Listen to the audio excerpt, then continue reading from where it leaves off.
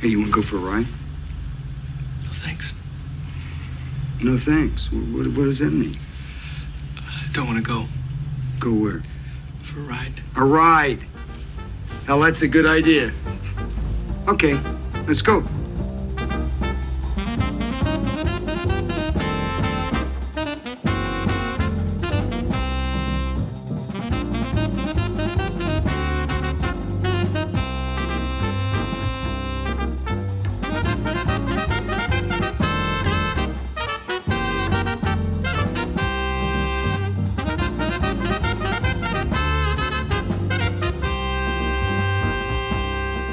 Dennis Hopper was born on the 17th of May 1936 in Dodge City, Kansas, and is well known for his work on and off screen. He played roles in and/or directed movies such as Rebel Without a Cause, Easy Rider, Apocalypse Now, Rumblefish, Hoosiers, and Colors, the movie and photo book that bring us here today.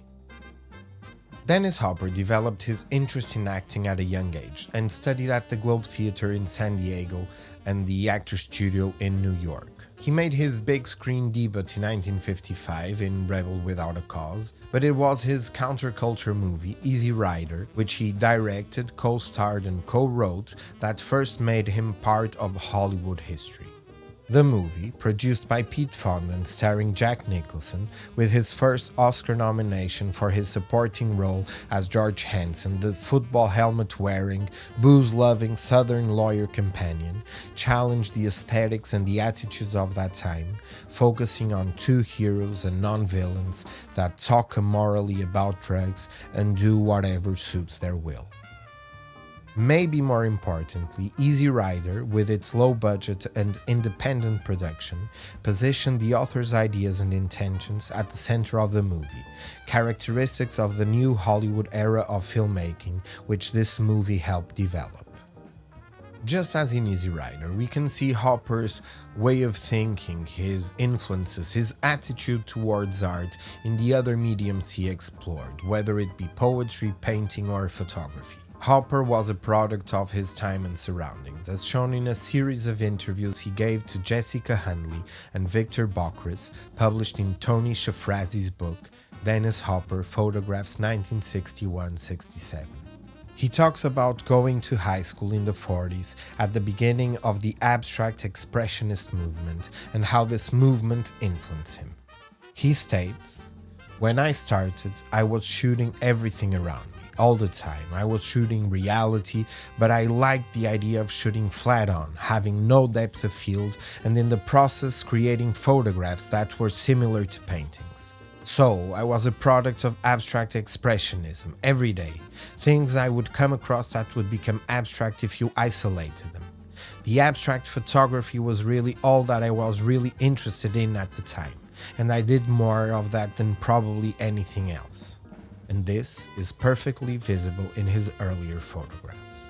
Moreover, the American gallerist and curator and Hopper's friend, Walter Hobbs, confides that Dennis was interested in abstract expressionism. This was during the Cold War, when fear of communism was rife.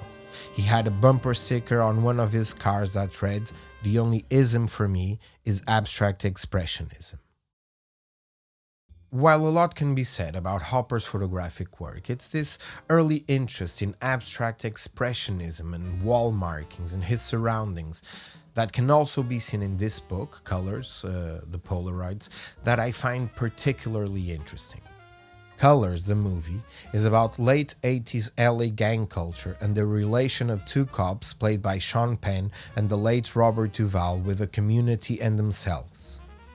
Set in South Central, Westlake, Echo Park and East LA, these two cops' different views on policing are put center stage and guide the storyline right to the movie's end.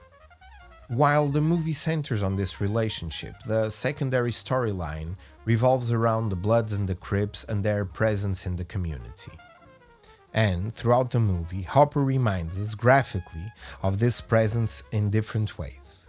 By constantly using red and blue, the colors used by each gang to represent themselves in the composition of his shots, by the bold graffiti spray in the movie's opening credits, the importance of graffiti in the movie's plotline, for example, how events were shaped by the crossing out of a rival gang's graffiti by a boy, and by the continuous presence of graffiti in the movie's shots.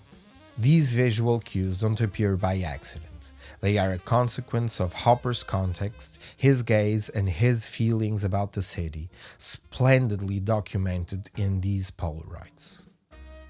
To better understand how the movie and the photos relate, and how these relate to Hopper's life, and might even be from a certain perspective biographical, I recommend you read Aaron Rose's essay that's published with the book.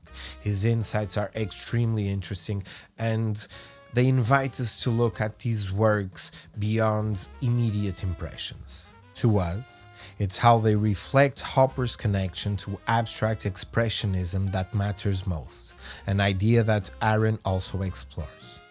In a paragraph where he writes about the duet between gang sprays and city workers' rollers, he states that, working in tandem over each other, the roller marks of the buff crews become abstract visual motifs in themselves. They may have been created without conscious artistic intentions, but one cannot ignore the similarities in composition to the works of abstract masters such as Mark Rothko, Kazimir Malevich, and even Robert Rauschenberg. Dennis Hopper was extremely well versed in art history, and he may have seen these similarities instantly. In fact, the book opens with Hopper setting the scene for its viewing, asking us to accompany him on this journey through LA and abstract expressionism. When I drive every day and see the graffiti, all I see mostly is this relationship between the gangs in the city and these Rothko kind of images that become these colors on colors on colors, and also the chain link. And I suppose the steel siding and stuff that are actually materials that I live in, which come out of Frank Gehry and out of Brian Murphy and out of this whole aesthetic. That and the razor wire, in my thinking, are very much part of my concept of what I consider landscapes of LA. And, indeed, reading Colors the Polaroids is never being quite sure if we're turning the pages of a book, driving through the streets of LA, or contemplating museum walls that host a retrospective of Mark Rothko, Franz Kline, or Clifford Still. But we'll be locked, searching for meaning in these small frames, just like we do when beholding any of those masters' monumental canvases. The size relation that I just alluded to is another inherently photographical aspect of this work, and one that I find particularly interesting. To see one of these massive paintings is truly extraordinary. Mark Rothko once said, "I paint big to be intimate." And having seen one live, I understand this. The size of these works is essential for us to truly experience them. But these Polaroids, and in this case their reproductions, with their 77 by 79 millimeters, manage to be equally intimate. They call us to stop, come closer, and properly inspect them in their original size. And this is also inherently photographical. To pick up the object and closely examine it. Some of us may even feel like we're stepping into Hopper's shoes, or looking at those scenes with him while he asks us to peep through his viewfinder. For some reason I'm not entirely sure of, Dennis Hopper has always had a place in my life. Some of his movies were present in important moments, as are his pictures now, and taking this drive with Dennis has been a thrill.